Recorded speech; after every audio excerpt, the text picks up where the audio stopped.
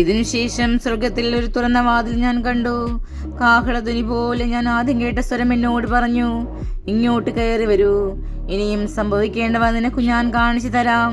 പെട്ടെന്ന് ഞാൻ ആത്മീയ അനുഭൂതിയിൽ ലയിച്ചു. അതാ സ്വർഗത്തിൽ ഒരു സിംഹാസനം ഒരുക്കപ്പെട്ടിരിക്കുന്നു. സിംഹാസനത്തിൽ ഒരുവൻ ഇരിക്കുന്നു. സിംഹസ്ഥൻ കാഴ്ചയിൽ സൂര്യകാന്തം പോലെയും മാണിക്യം പോലെയുമായിരുന്നു. സിംഹാസനത്തിന് ചുറ്റും മരതകം പോലെയുള്ള ഒരു മഴവില്ല് കാണപ്പെട്ടു.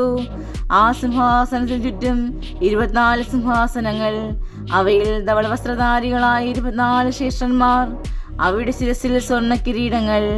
സിംഹാസനത്തിൽ നിന്ന് മിന്നൽ പിരളുകളും ശബ്ദങ്ങളും ഇടിമുഴക്കങ്ങളും പുറപ്പെടുന്നു. സിംഹാസനത്തിന് മുമ്പിൽ ജ്വലിക്കുന്ന 7 തീപ്പന്തങ്ങൾ, ഇവ ദൈവത്തിന്റെ സപ്താത്മാക്കളാണ്. സിംഹാസനത്തിന് മുമ്പിൽ ഒരു പളുങ്കുകടൽ.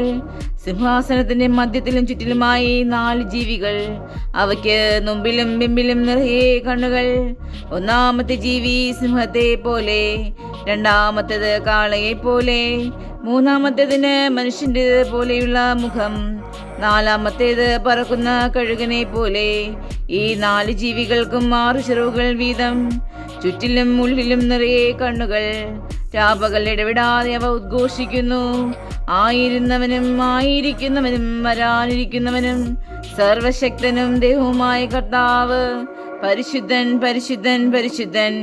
ആ ജീവികൾ സിംഹസ്ഥാനത്തിന് നിത്യം ജീവിക്കുന്നവന് മഹത്വവും ബഹുമാനവും സ്തുതിയും നൽകിയപ്പോഴെല്ലാം 24 ശ്രേഷ്ഠന്മാർ സിംഹാസനത്തിന്റെ മുമ്പിൽ വീണ് നിത്യം ജീവിക്കുന്നവനെ സാഷ്ടാംഗം പ്രണമിക്കുകയും തങ്ങളുടെ കിരീടങ്ങൾ സിംഹാസനം മുമ്പിൽ സമർപ്പിച്ചുകൊണ്ട് ഇങ്ങനെ പറയുകയും ചെയ്തിരുന്നു, ഞങ്ങളുടെ ദൈവവും കർത്താവുമായി അവിടുന്ന് മഹത്വവും ബഹുമാനവും ശക്തിയും സ്വീകരിക്കാൻ അർഹനാണ്. അങ്ങ് സർവവും സൃഷ്ടിച്ചു.